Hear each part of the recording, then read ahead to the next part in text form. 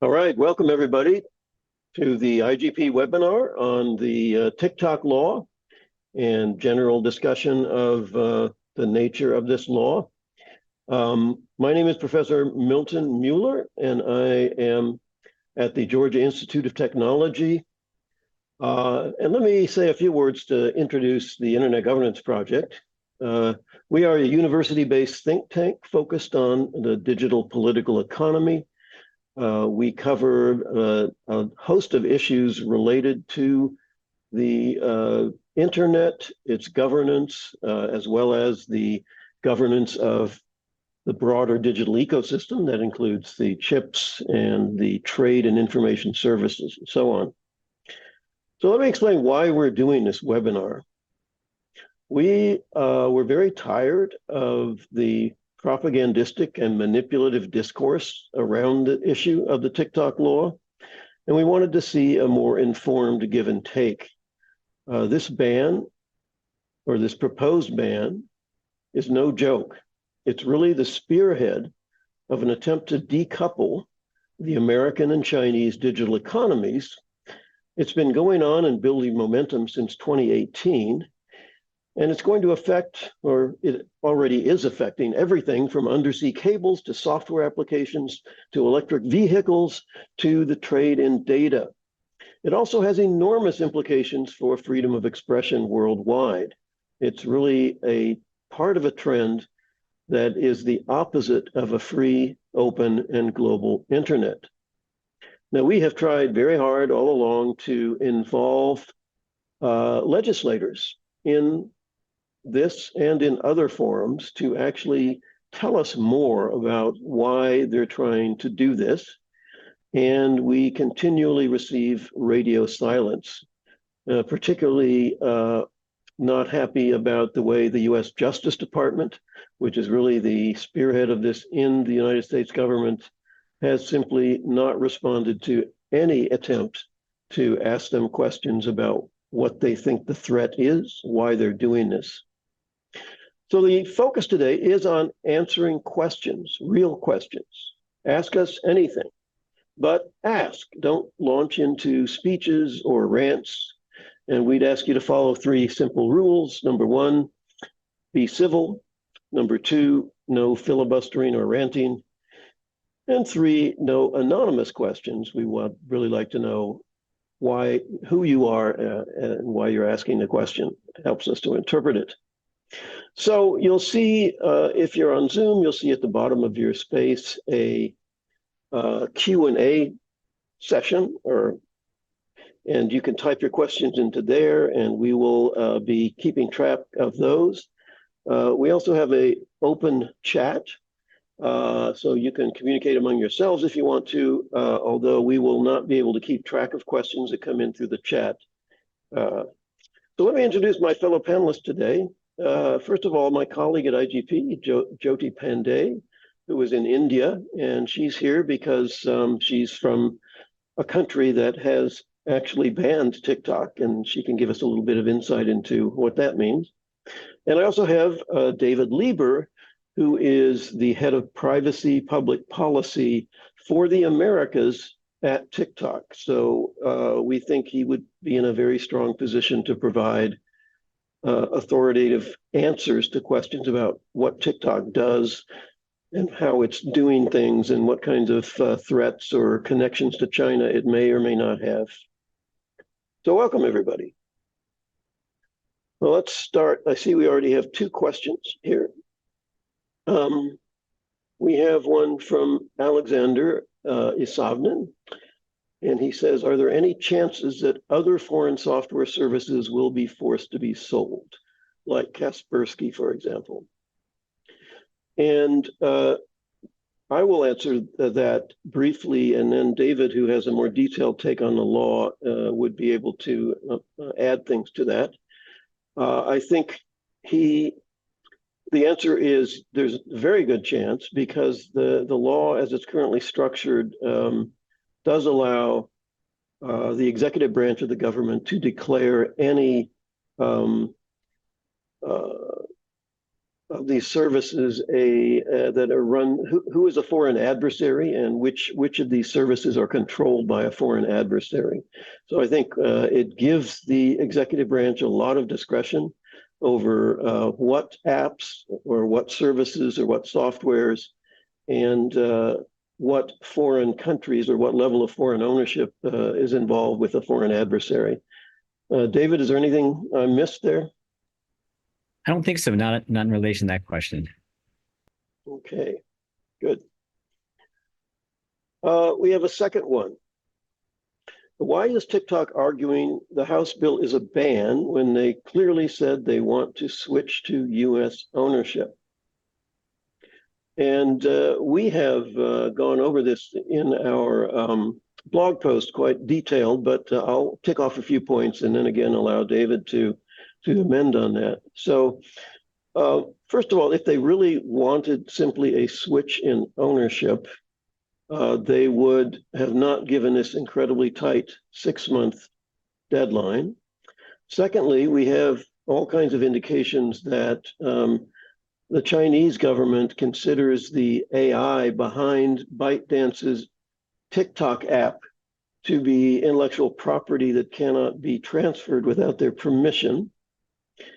So I think you have a few more reasons why we might consider this a ban, David. Yeah, thank you.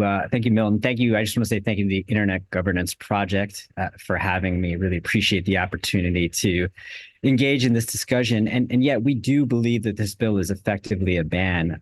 The sponsors of the bill, Representatives Gallagher and Krishnamurthy, have previously championed bills to ban TikTok, and they've been quite clear in the past that their ultimate goal is to ban TikTok. In a press release accompanying the release of this bill, there were other co-sponsors who were quoted who understand this bill to be one that bans TikTok in the United States. But looking at the bill itself, Section 2 of the bill makes it unlawful at a high level to distribute or maintain TikTok in the United States. And a ban can only be avoided if there's a qualified divestiture that's effectuated within 180 days, as Milton alluded to. The bill confers upon the president unilateral authority to determine whether a divestiture is qualified. And from our perspective, there's just no historical precedent for forcing a divestiture of this nature within 180 days. But I want to be clear, while that's what the bill says, we think that the approach here is fundamentally flawed at its core.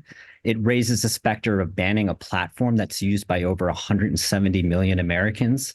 And in so doing, we think violates core First Amendment principles. Yes, I think also it is worth noting and emphasizing that all of the people who are now saying this is not a ban are people who wanted to ban it a few months ago, right? And so we think that this is not a ban rhetoric is really an attempt to provide cover for a First Amendment-based legal challenge or other forms of legal challenges. Well, let me ask a question of Jyoti. India did ban TikTok. Can you tell us what was the effect of that, or what was maybe a bit about what was the reason? So, yes, hi. India in 2020, June 2020, following, there were skirmishes at the border between India and China. And in response to this kinetic warfare, one of the measures that the Indian government took was to ban several Chinese apps, one of which was also TikTok. And at the time of the ban, TikTok had 200 million users in India, which exceeds the current number in the US. It was wildly popular, especially amongst largely marginalized, working class, semi-urban slash rural users in India. So it was giving a voice to people who would not have had an opportunity to build audiences or to connect with the larger entertainment industry. And the ban happened overnight. It was delisted from the app stores. And a lot of these content creators were in many ways stranded. And at the time, the ban was not well received within the community, both the tech experts, but also the content creator industry, where lots of people came out, talking against the ban. But there were no formal protests because it was linked to this whole idea of national sovereignty and security, and the border tensions were quite strong. And there's a whole sentiment of respect towards the military, and India had lost soldiers in the warfare. So, given that context, the kind of opposition to the ban was not really as well voiced or well organized. But over time, and one of the other aspects when India was going through the ban was that this would fuel the Indian app creators or the Indian content creator economy, and new platforms that were Indian would be created as an effect of the ban. And it's been now 4 years since the ban. A lot of apps or platforms did emerge to kind of fill in the void that was created by TikTok, suddenly not being available in India. 13 to be precise, out of which only 5 survive today. The two that actually capture most of the market is Instagram Reels and YouTube Shorts.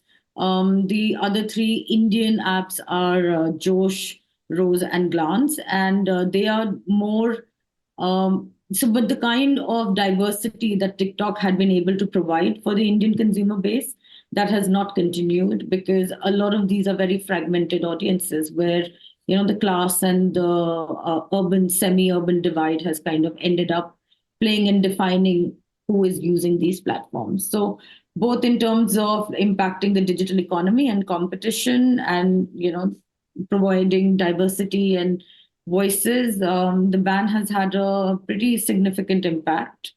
And we are living through it. Happy to add more as we go on. Thanks, Jyoti. So it really did strike a blow against sort of competition, reinforce the power of the dominant American global platforms, and didn't quite do such a hot job of having local alternatives. We have a question from Noah Mott, who is a student of digital communications. He's asking what could TikTok do better to counter the misinformation regarding this topic? And it's a very interesting problem for TikTok, because their attempt to mobilize their user base to lobby Congress apparently was perceived kind of backfired, because Congress perceived it as exactly what they're afraid of, which is that that it could be used to influence politics in the U.S. And I see tons of television advertisements from TikTok presenting a very warm and fuzzy look. It's very motherhood and apple pie. And I think there simply is not a support among TikTok users for banning it. I think is almost unanimous opposition. And in fact, it's not the people who use TikTok who believe that it's harmful or bad. It's generally people who are ignorant of it.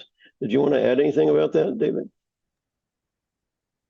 Yeah, I think Jyoti alluded to this, that there is a unique value proposition that TikTok provides, and it's reflected in the advertisements that maybe many folks who are on this webinar have seen. We have enabled 5 million small businesses to thrive in the United States. And it's not simply a matter of switching to another platform if TikTok is banned. TikTok is unique in the proposition, the value proposition that it provides both to our users and to our creators. But I think, we're participating in this dialogue today because it provides a forum for a reasoned dialogue. So I think that's something that we can do. I think also, to answer the question, we've been talking quite a bit about alternative solutions. The solution that's proposed by this bill is effectively a ban. It's a forced divestiture or else. And we've been working assiduously over a period of several years to implement what we call Project Texas. And this is a voluntary and unprecedented effort to address the privacy and national security concerns that the US government has articulated. And it's important also in the context of First Amendment analysis, because it demonstrates that there are alternatives, including mitigation options, to address the concerns that have been raised. The two chief concerns are really the potential for the Chinese government to access US user data, and then the potential for the Chinese government to influence the content that users see on the platform. Project Texas addresses both of those concerns in different ways. We can go into more detail if it's of interest to people, but we've been fashioning these solutions. We've spent upwards toward $2 billion. We've established a special purpose subsidiary, USDS, to house and manage US user data to ensure that access is limited. And then we've worked with third-party partners like Oracle to inspect our source code and to ensure that our algorithm is surfacing content in the way that we've publicly represented. But we've tried to work and position ourselves with third parties so that they can validate the representations that we're making, and people don't necessarily have to trust us. They can look at the third parties that we're working with to validate the representations and assertions that we've been making. I want to add something to that. So that, in fact, Project Texas, which we don't like, by the way, and David knows this, because essentially it's a data localization agreement imposed by the US, which gives the US government all kinds of access to your data. But they are clearly bending over backwards to keep the data localized in the US. And the thing that really convinced me that this new law was a ban was that all of the rationales for it are actually answered by Project Texas.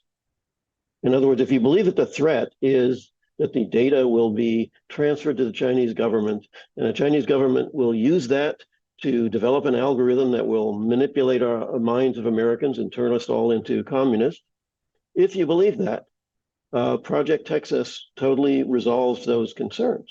I mean, I just don't see how you can say that it doesn't. So the question is, why don't they accept that? Why do they not? I mean, nobody from justice will answer that question. Nobody will even face that question.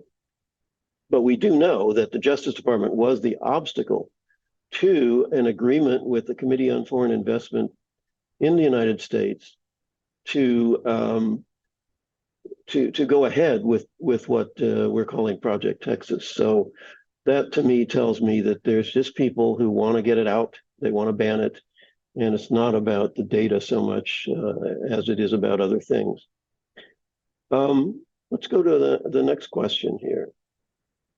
Fred Plan, thank you for joining.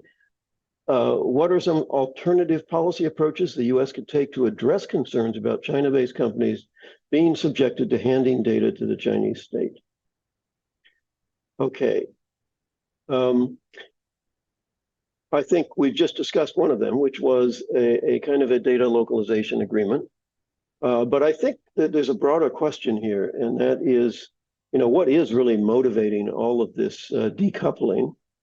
And as best as I can understand it, is that the US is very concerned about the Chinese Communist Party will accumulate data about America that they will then process using artificial intelligence and weaponize.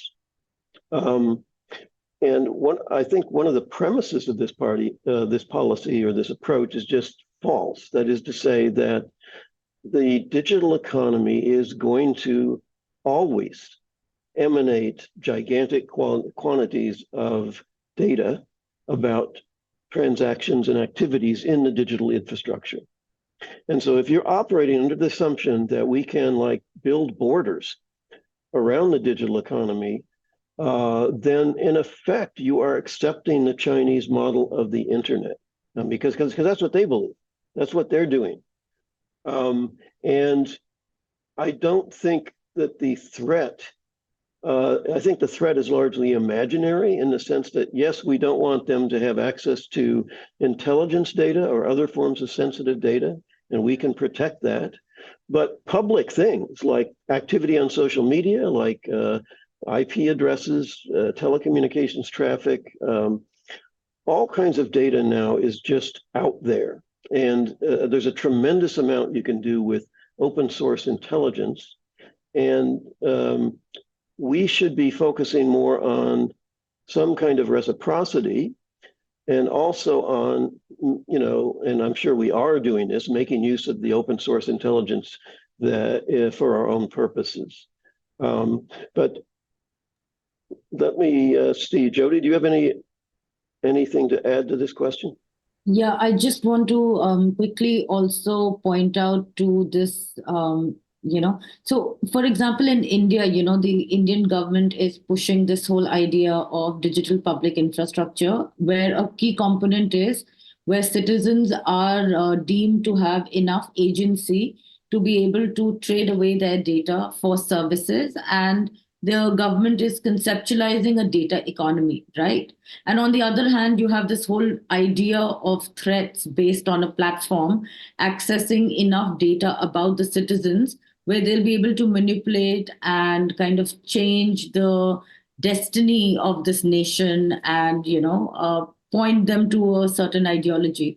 So I don't understand how governments can, kind of straddle both these worlds. Either the users have enough agency and can make a decision in an informed way and will not be swayed by platform terms of services and algorithmic efficiencies, or we, are just, clay in the hands of these platforms, and in which case we should probably shut down the digital economy and go back to using paper. Let's move on to the question from Juan Villarreal. Hello, Juan. What type of retaliation from China can be expected if a sale or ban of TikTok does take place? Well, we've already seen some minor forms of retaliation in the semiconductor space. And we have seen various kinds of reciprocity in terms of these restrictions taking place in China. I think the question is how far it will go.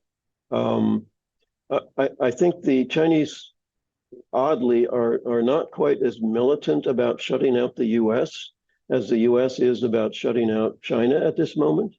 I could be wrong about that, but I think that the Chinese know that they are benefiting from a globalized economy.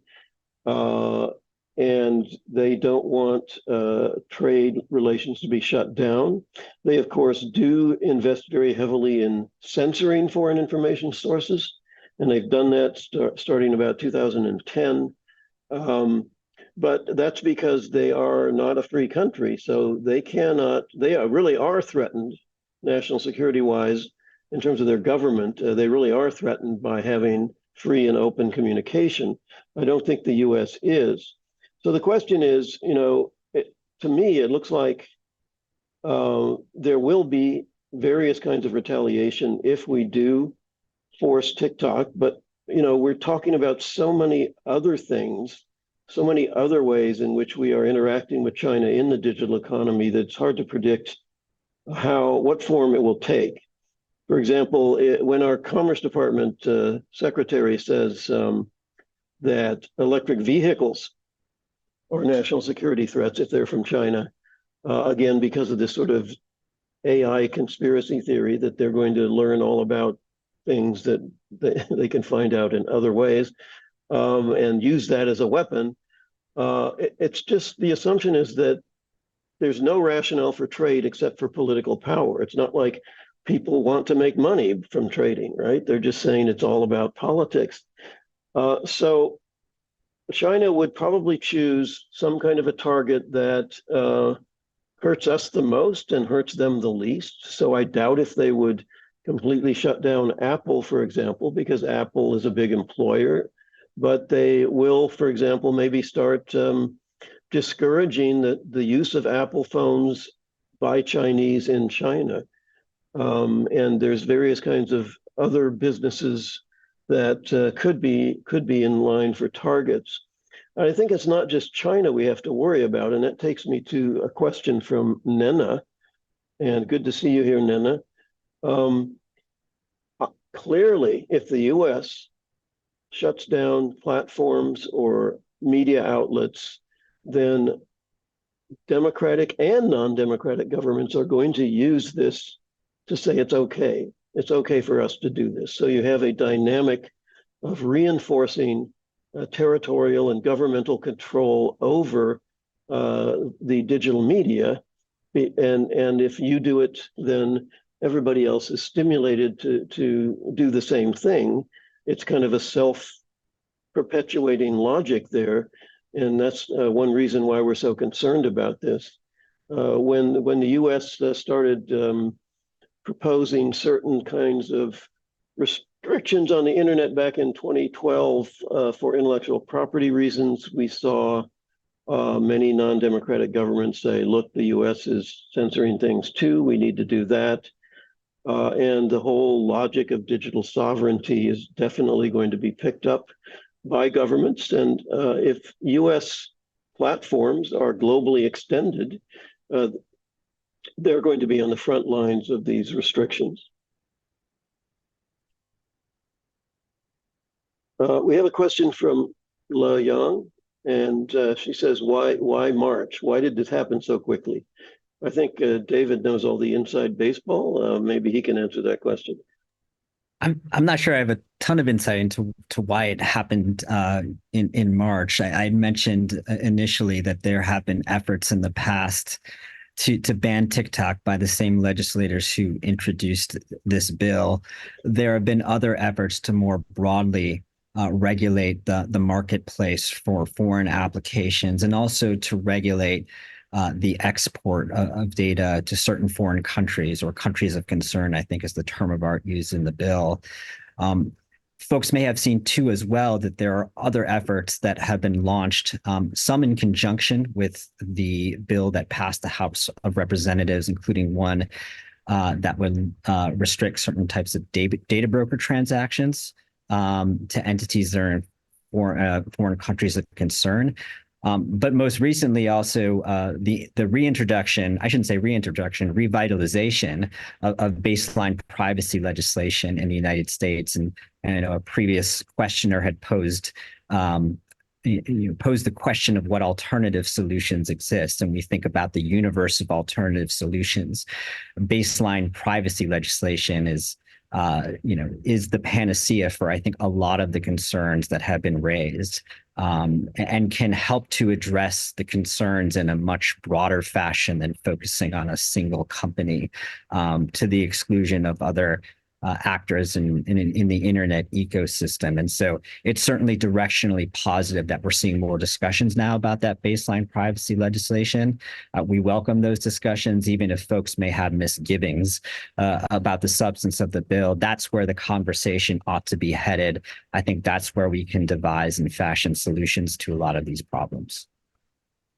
I would have to agree with that if the big concern, again, is giving data to the Chinese Communist Party, clearly you can pass a law that would make that very, very illegal, and to disclose all of this behavioral data to unauthorized parties.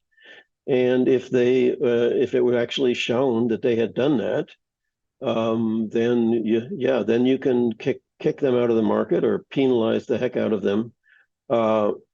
And I guess the only argument is, well, could we ever detect if that was happening? And yeah, I think you could. I think there are ways of detecting that. And Project Texas is a somewhat extreme way of detecting that, but I think it could be detected. And I think the burden of proof is on people who say that it's so undetectable and such a risk, such a huge risk, that we have to just ban the app altogether. Here's a question about the constitutionality of the law. I think there is a good chance that it will be stricken down as unconstitutional, but you never know for sure. There are precedents for national security restrictions on ownership, but it really only applies to radio frequencies or broadcast stations, as far as I know. And there are precedents for wholly foreign-owned media outlets. And I think a lot of this depends on, showing that a big motivation for the ban is the content on the app. And when the FBI or the Justice Department say, this is an influence operation, and they use as their evidence the anti-Israel, people who sometimes post on TikTok, then I think they are strengthening the case that this really is a free speech targeted kind of a bill. Yeah, I can add just to that too. I mean, obviously, this is a concern that we've raised, and there certainly have been instances in the past where First Amendment principles have clashed with national security, but the Supreme Court has been quite clear that those national security concerns need to be irreparable, immediate, and direct. And we've never questioned the legitimacy of the concerns that have been raised, but they are theoretical. And so articulating theoretical, conjectural concerns to justify what would effectively amount to a ban on an app that's used by 170 million Americans, we don't think would withstand scrutiny under traditional First Amendment principles. I think it's also important to note too, I was mentioning before the unique value proposition that TikTok provides. That's important from a First Amendment analysis perspective. The mere existence of alternative fora does not justify the infringement on First Amendment interests in this case, vis-a-vis us, vis-a-vis our users, the creators that use the platform. And again, the Supreme Court has recognized that there are unique methods of communication, whether that's in the old days, pamphlets or yard signs, or more recently with sidewalk counseling at abortion clinics. Those are unique modes of communication that if taken away, yeah, sure, there are other ways to make that communication. You can stand on a soapbox anywhere in the United States and make a statement, but I think what the Supreme Court has recognized is that's very different from an individual citizen availing themselves of the method of communication that they choose and doing so free of government interference. So these are really important principles. It may be a case of first impression given the facts here, but those principles are bedrock First Amendment principles. They're sacrosanct, and it's why we think that this bill is unconstitutional. So we have a live speaker that wants to ask a question. Let our moderator allow that to happen. Hi, team. Can you hear me? Yes. Hi there. Thank you so much for hosting this. Just for full transparency, I am a TikTok employee. I work for the U.S. data security aspect of the company. I did have a quick question, and it actually goes to what you were just speaking about, David. I was curious from Jyoti's perspective, when it comes to the ban that was instituted by India, a lot of the questions sort of revolve around, like this ban, for example, is related to the the Chinese propaganda piece, right? Like the CCP propaganda piece. And I was curious if you had seen in India if that had been thwarted simply by a banning of a specific social media app in TikTok, or if that's still something that you see on a regular basis through those apps that they were sort of forced to go onto. Thank you. So if you're asking if propaganda does not exist in India any longer, that's not the case. It continues and flourishes, and there are very many streams that are funneling and actually distributing this propaganda, creating it, including state-backed or state-aligned agencies. So I think, but to your question that can banning one platform actually solve a broader issue, like for example, election integrity. India is in a crucial election year, and maybe the approach could be more grounded in creating baseline standards for all platforms, irrespective of where they originate, to follow during to deal with news content or election pertinent content in a crucial year. But instead of going that way, these outright bans are actually creating the scope for the government to kind of expand into new realms of, products and services. So, for example, the Indian government has been flirting with the idea of banning or instituting an import policy, for laptops and mobiles that are being imported into India. So I think it's a tendency which needs to be curbed, because if unrestrained, it kind of will spill over and take over and impact other aspects of the digital economy, which are pretty significant. And on propaganda, yes, I don't believe that the TikTok ban has had any impact on limiting propaganda in India. Let me go on to continue with this theme of censorship, and I'm going to do something that nobody ever seems to do in this debate, and that is to actually look at what is on TikTok. So I'm now sharing my screen. Can everybody see it? Somebody give me a verbal answer. Yes, okay. Thank you, Juan. Yeah, this is my TikTok. So I have been using TikTok for a little over a year. I actually enjoy this app because it's just got such diverse content on it. This particular person, we're looking at my following feed now. This person likes science fiction stuff, and so now he is showing us something about the free body problem, which just came out on Netflix. Here's Lex Friedman. He does a podcast, and he has some very interesting people talking about science and technology, artificial intelligence on his podcast. Many of you probably know about him. So he's got Mark Cuban here. This is, I don't know who this person is, but she talks interestingly about AI. Rachel Woods, she's talking about prompt engineering here. This is a kind of a fringy economist guy who's telling us that the economy is going to collapse at any day now. It never seems to do that, but he keeps saying it will. Bloomberg opinion. Obviously, I'm not getting the Chinese propaganda here. This is a really interesting dance group. I'm not sure of the ethnicity, but it's Russian, so maybe I'm getting Russian propaganda here. I don't know. And Zhao Ying Summers is a Chinese comedian, definitely not somebody the Chinese Communist Party would like.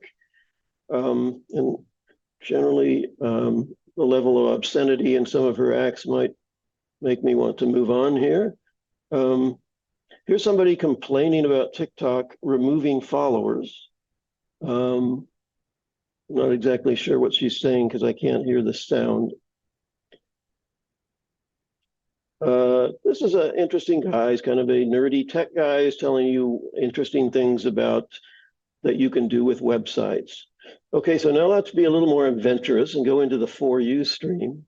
I have no idea what I'm going to get here. Hopefully nothing embarrassing, but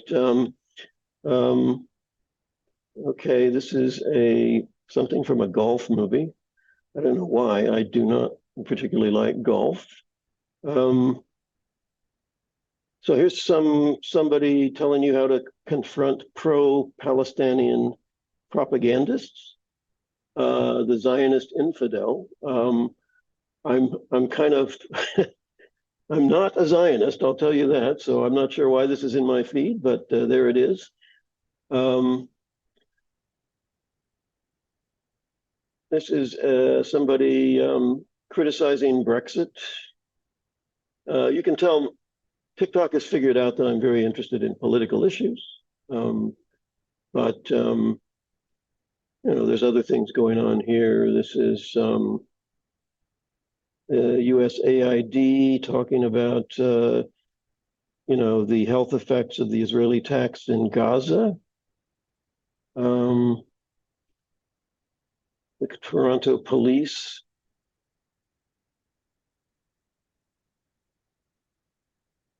talking about criticizing the Toronto police for a cowardly approach. All right, so anyway, you get the picture here. I'm not seeing any Xi Jinping. I guess I could also search for forbidden topics in China. Do you want me to do that? Maybe I should have done that. Let me just try that again. So let's search for Tiananmen Square, 1989, see what we get. Here's the TikTok CEO answering that question in front of Congress. Here's the Tank Man, lots of Tank Man.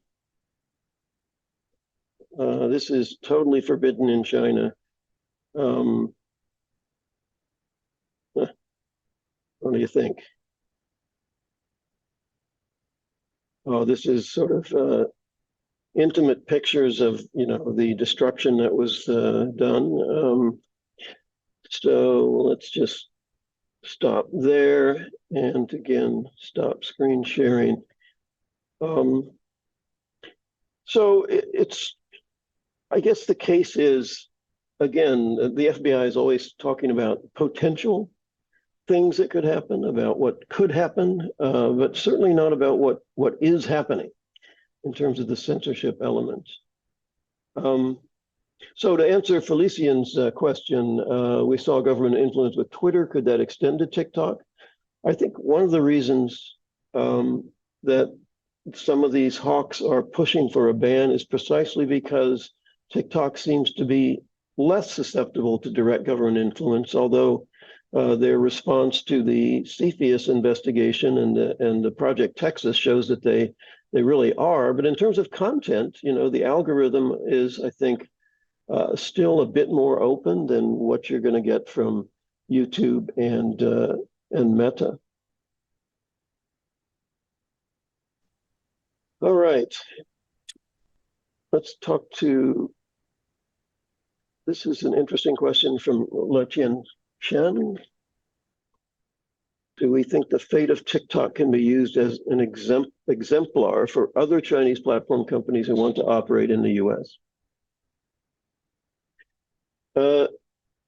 Probably David's not in a good position to answer that, but I will give it a shot and see if he can supplement it in any way. So I think this is one of the big tragedies of this whole episode, is that, in my view, China's tech entrepreneurs were not Communist Party agents. They were not Trojan horses. They were literally tech entrepreneurs, very similar to those in the United States. And just like the ones in the United States, they wanted to globalize their markets. They wanted to get bigger and reach new markets.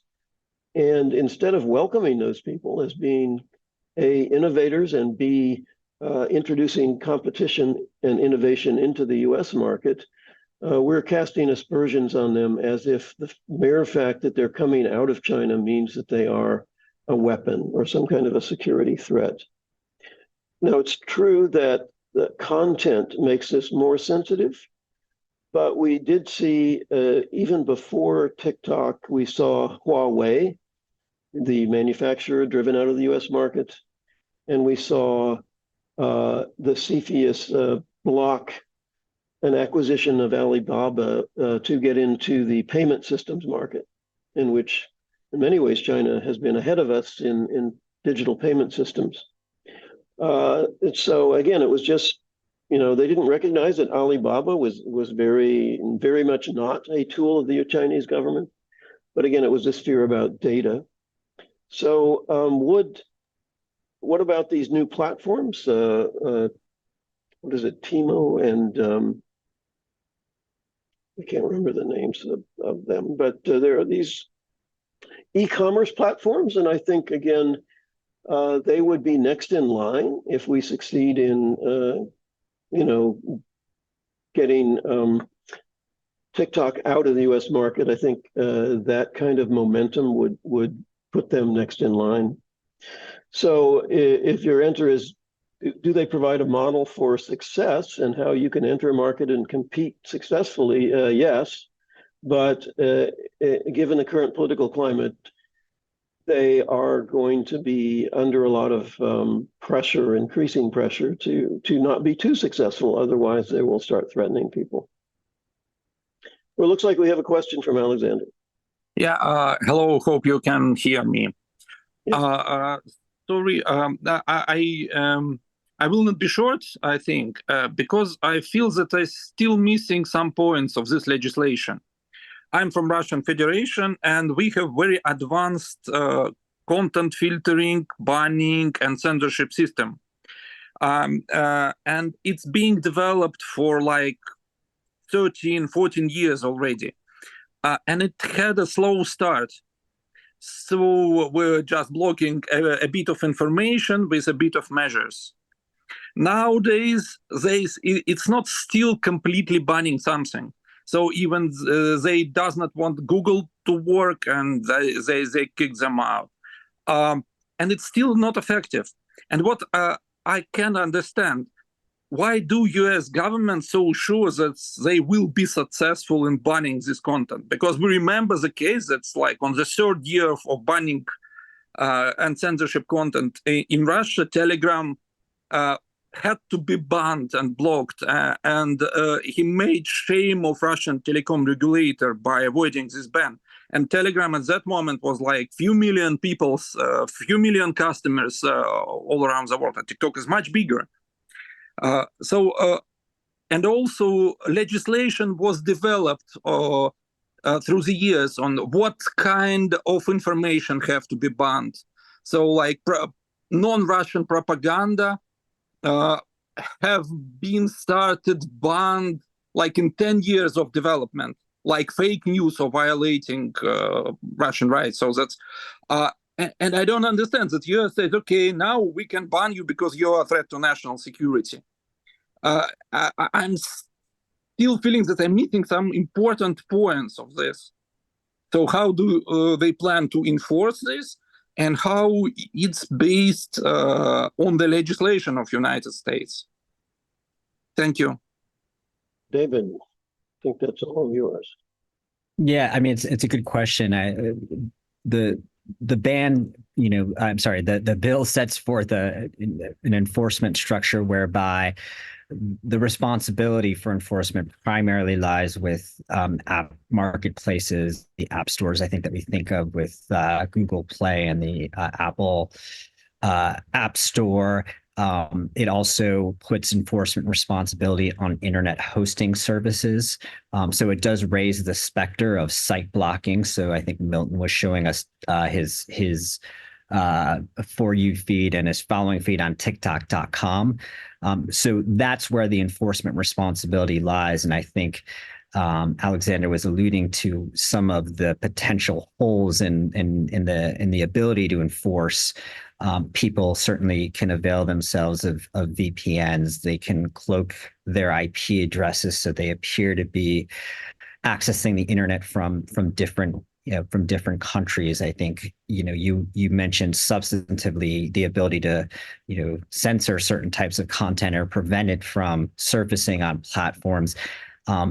Simply because that content isn't available on TikTok certainly doesn't mean that it's not available on other platforms and won't gravitate to other platforms. That certainly is the likely result. And we don't see TikTok as unique in terms of the problems that it is confronting, but we are unique in the fact that we've deployed solutions that others in our industry haven't. And so we are determined and laser focused on continuing to implement those solutions to address these concerns and hopefully obviate the need to move this legislation any further. Let me direct us now to Anamam Chander's question because it's related to this. So does it mean that Americans would no longer receive Canadian content via TikTok unless it's copied over? I mean, how would this sold American TikTok interoperate with the rest of the world? Yeah, it's a great question. And I think it's one that is overlooked by the sponsors of the bill. I mean, the US government has the ability in theory, to force the divestiture of the American assets of TikTok from ByteDance. But this is a global platform. There are other TikTok entities that exist in other parts of the world. It is a global platform.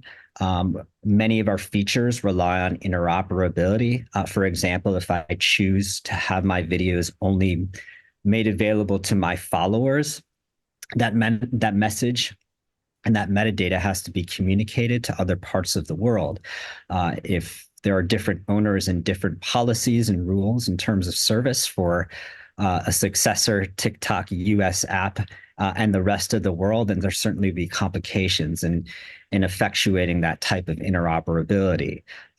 It's another reason I think why when we think about the prospect of divestiture and the notion that it's just going to be a simple exercise, it won't be. This is a global platform. It's unclear whether there would be any buyer that would emerge just to acquire the U.S. assets of TikTok. So it's a great question because I don't know that there's been a wholesale examination, I think, of some of the technical and operational challenges associated with trying to compel a divestiture of this nature. How was that handled in India? Could Jyoti, for example, if you come to the US, you download TikTok, you go into India, what happens? So, my friends from around the world share these funny videos from TikTok, and I'm like, I can't access, and then I'm reminded to use a VPN. And then VPN services have also broken down in India because of the state kind of going after them and restricting the scope that they have to operate in India. So it's a downward spiral, and it's bleak, the outcome of a ban. Well, let me ask I'm surprised you don't have any enemies on this call, David. I maybe have to assume the role myself. So what about all this evil stuff TikTok did? Like you said, you weren't sending any data to China, and then it turned out you were. What was going on with that? Yeah, well, so, I'm glad you asked the question. The Committee on Foreign Investment in the United States, launched an inquiry, I think in 2019, into our parent company's acquisition of a company called Musical.ly, which is now TikTok. And I mentioned one of the central concerns that have been raised is around data access, and in particular the ability of the Chinese government to access U.S. user data. And then further down, the ability of the Chinese government to access U.S. user data by virtue of the fact that there may be Chinese employees that had access to that U.S. user data. So everything we've been doing in relation to Project Texas is to minimize access to that data. This is a challenge that we acknowledged in 2020. We've acknowledged in public blog posts, in legal filings, and we've been working diligently to address since that point. It's a significant undertaking, but we've made significant steps at the same time. U.S. user data, protected U.S. user data, is stored by default now in Oracle's cloud infrastructure. We have begun the process of deleting data, historical legacy data, from our servers in Virginia and Singapore. We're taking a number of different steps to ensure that protected U.S. user data stays within the Oracle Cloud infrastructure and is managed and overseen by USDS. And I would just, again, emphasize that these are historical and unprecedented steps that we're taking and unique among our competitors.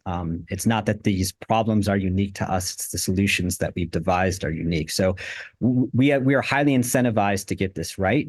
And to continue to be responsive to legitimate concerns that are raised, and we'll continue to do that. And what about the FBI's charge that you were spying on journalists? And that was something that was mentioned in the classified briefing, and everybody says, this is proof that TikTok is a threat to our national security because TikTok, which is then equated with the Chinese Communist Party, is spying on journalists. Yes, I think this is in relation to something that happened in 2022. where there was a misguided effort to trace the leak of confidential information from employees, and as a result, data was improperly accessed.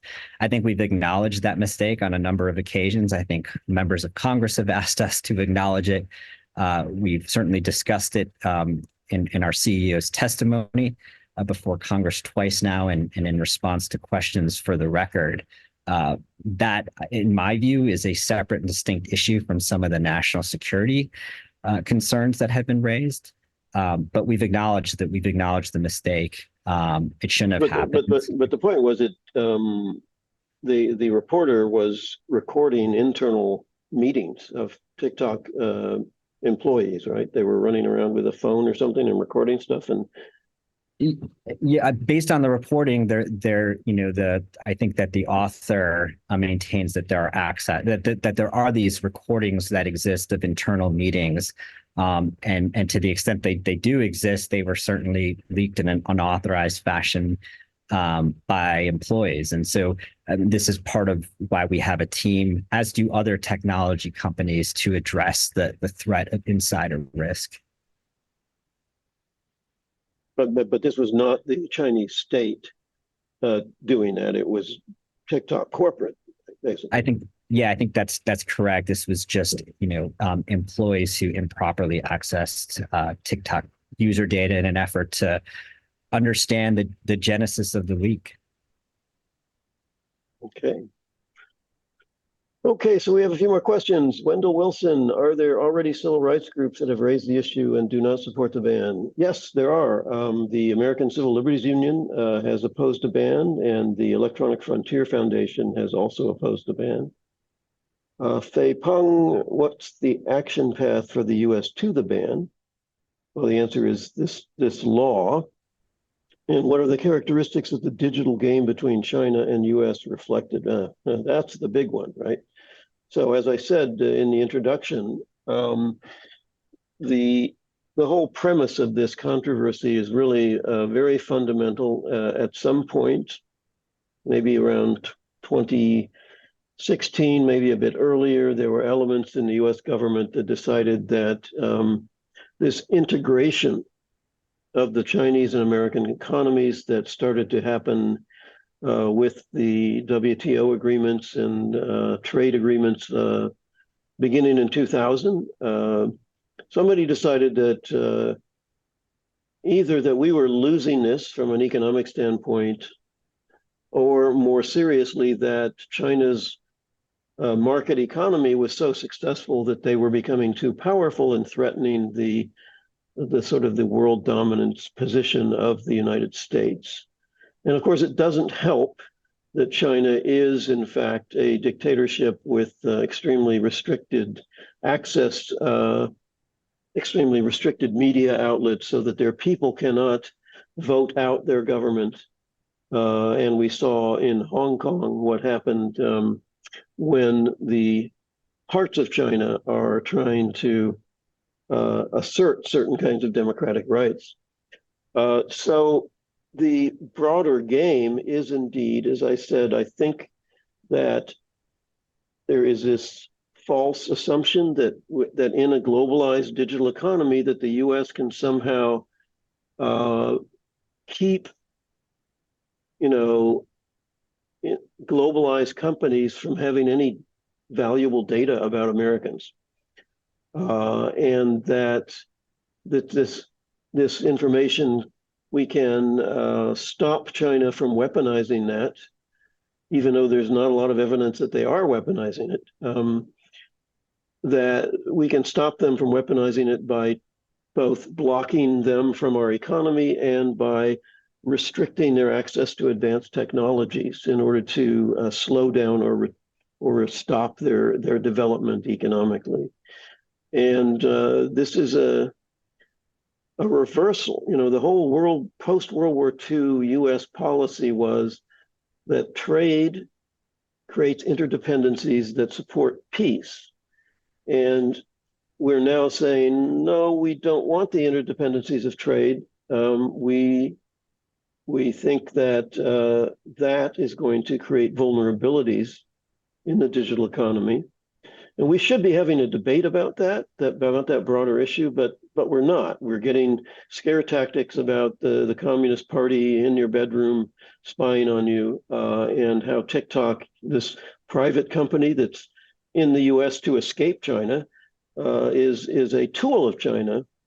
And so it's a pretty irrational dialogue. And what we've been trying to do today is, bring some rationality to that debate.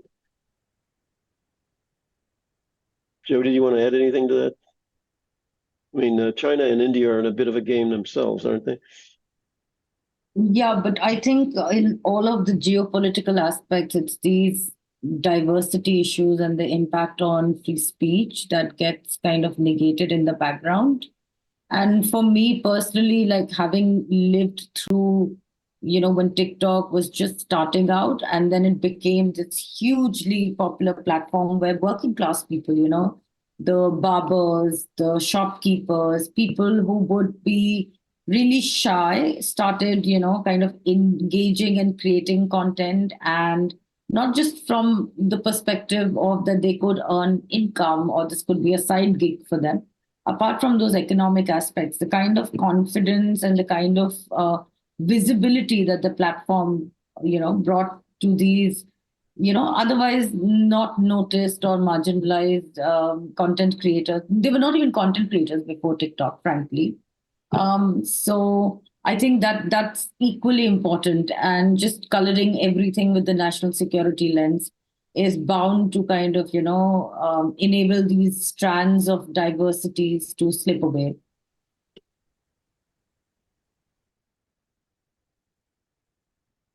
All right. I think we have one other rather complicated question here from Juan Villarreal.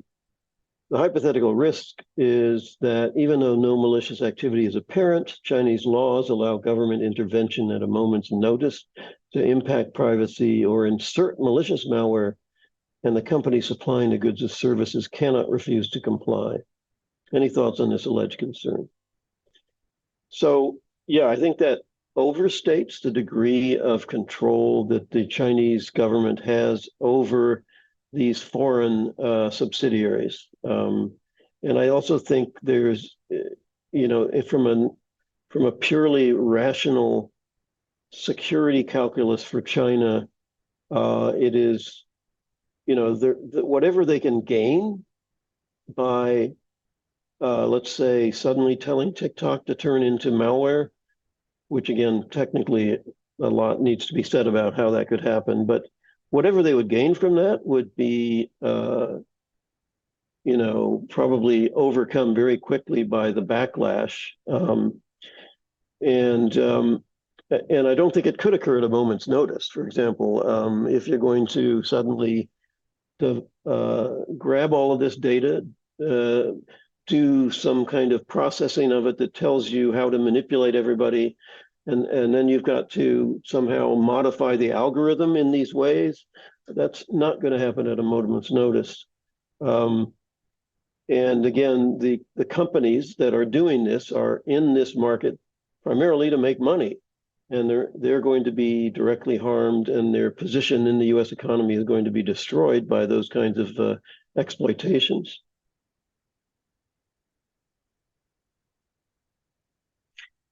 Well, I think we have aired this issue pretty well. I think there's one more question here from Yug Desai about competitors. I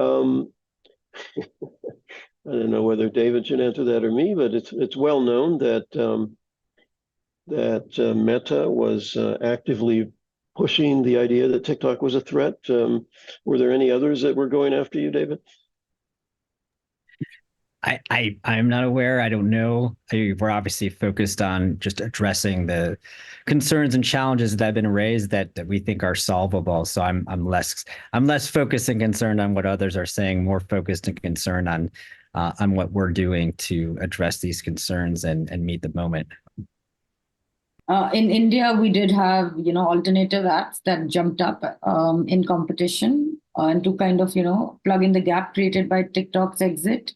But YouTube and Instagram Reels were the biggest beneficiaries. So, and 20% of the traffic on Instagram comes from Reels, I believe globally. So I think, yeah, but however, again, it's the diversity issue, and I'm kind of harping on it because, the kind of voices that are prevalent on Instagram are very elite, upwardly mobile, whereas YouTube Shorts hasn't been able to find the niche audience and is, kind of still struggling to create a massy, audience base in India. So I think, just by virtue of banning something, it's not likely that strong competitors of the same nature and stature will replace what you are banning. There might be alternatives, but it's not going to be the same exact replica of what you have.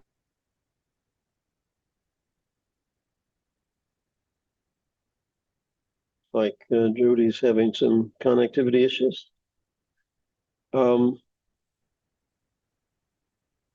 Yes, but I think she did answer the question about VPNs already, showing that if you want to ban apps, you're going to end up banning or restricting VPNs in a way that restricts access to those apps.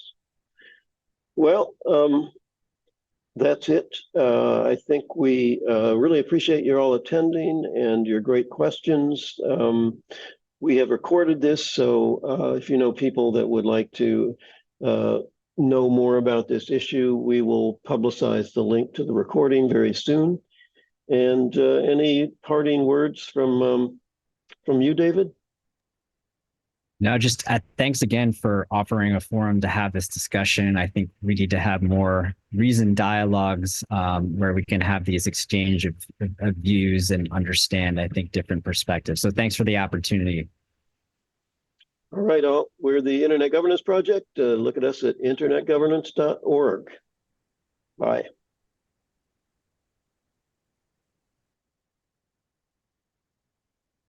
Recording stopped.